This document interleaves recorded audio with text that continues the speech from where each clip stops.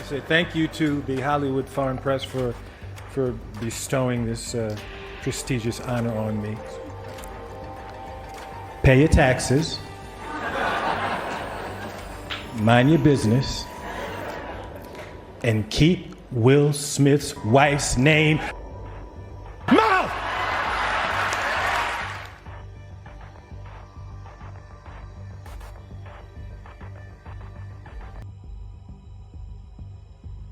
Ukraine's President Volodymyr Zelensky says Russian bombardments have destroyed the western cities of Soledar and Bakhmut.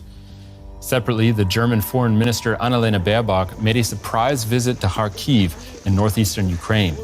Kiev is pressing Germany to supply heavy battle tanks on top of recent pledges to deliver armored infantry fighting vehicles.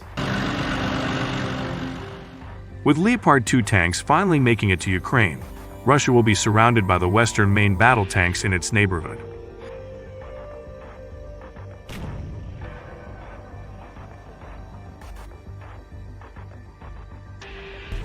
Heavy rains have caused rock slides and flooding across California. Residents have been ordered to leave the town of Montecito, home to many celebrities. At least 14 people have been killed. More than 200,000 homes and businesses were left without power.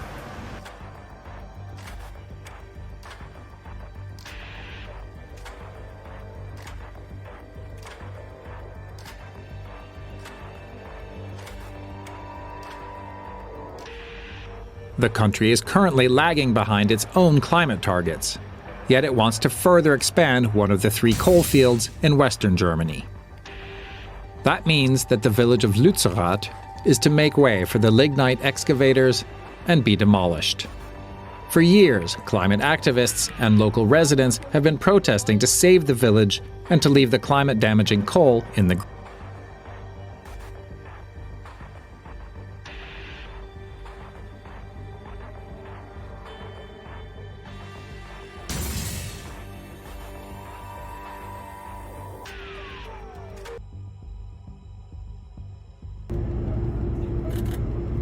U.S. President Joe Biden has made a visit to the U.S. border in El Paso, Texas, as his administration grapples with a growing migrant crisis. He's already announced tighter rules to tackle illegal migration. Cubans, Nicaraguans, and Haitians will be sent back to Mexico if they cross illegally.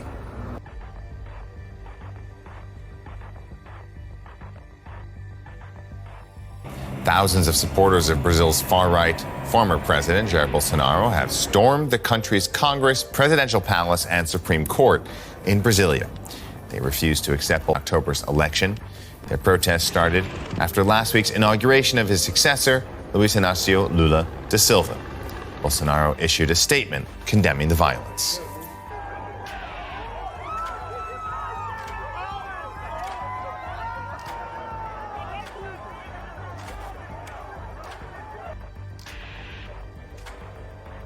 This is about terrorism, it's about weapons exports.